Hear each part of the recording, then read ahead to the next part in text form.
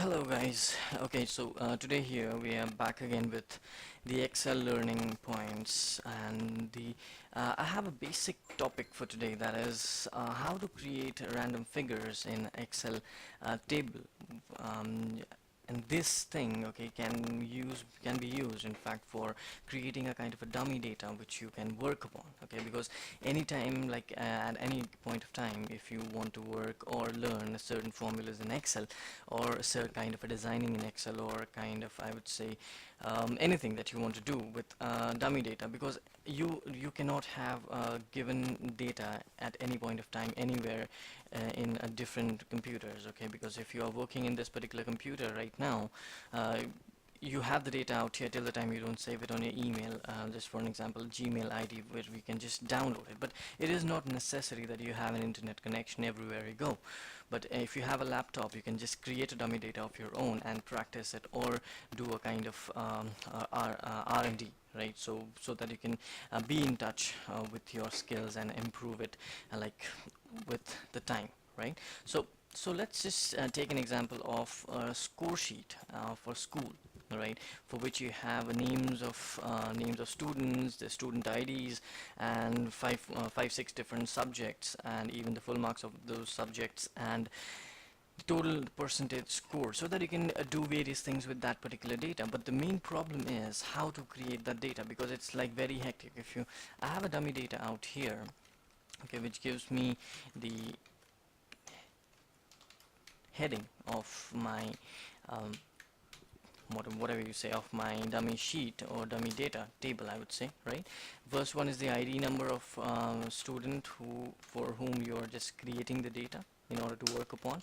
So I just copied the ID name and ID number and the student name, right? And after that we come to the different subjects, that is English, science, social studies, and after that we have economics, geography. That's it, right? So and in the end, the total marks, we can just add it up, the entire full marks and the marks obtained after that, and later on the performance rating, that is the percentage of the average percentage of all the subject that the student has obtained from the test or exams, or whatever you can say, right? So now the main point is, like, if we just go ahead and take each subject full marks as 10, right? So 10 will be the full marks. We can just paste it all the way down, okay? And now we need to fill these cells, okay, these cells with numbers between 1 to 10, because there's a dummy data, you do not have a data. And if you start filling up all the cells with, like, hypothetical numbers like 1, and the other one is 6 and 8 and 9, you can do that. However, it is very lengthy process, and obviously it is very time consuming. So what you can do is you can just use, there's a formula in Excel which says rand between, okay. This this formula allows you to insert random numbers between a given set of numbers, wherein you can define the minimum number and the maximum number. So in this case, let's go for the marks, and let's not be that greedy in terms of giving marks to the students. So I'll start up with 5, and the maximum number will be 10, right? So it gives a number that is 8. So let's just try to copy these to the entire sheet wherein we need marks. Let's see now. So here we can see various numbers which is already given out here by Excel, right, which is already selected, and you can see it's all the numbers are different in a specific given place, right? So it's not a repetitive number that you have to see and change, but if you want to change it as per your convenience, you can do that. Now the marks obtained. So marks obtained means total marks. Let's first check the total marks. 10 is for one subject, so altogether you have 5 subjects. So what you can do is, let's not count it manually, so let's ask Excel to do that. So we have a formula, count A. So what does it do is it counts the number of cells which is filled in a given range. Okay, so count into each. See, one cell is for one subject, so each subject is for 10 marks as per our definition. So into 10, that gives us 50, right? So let's drag it till down, all the way down, right?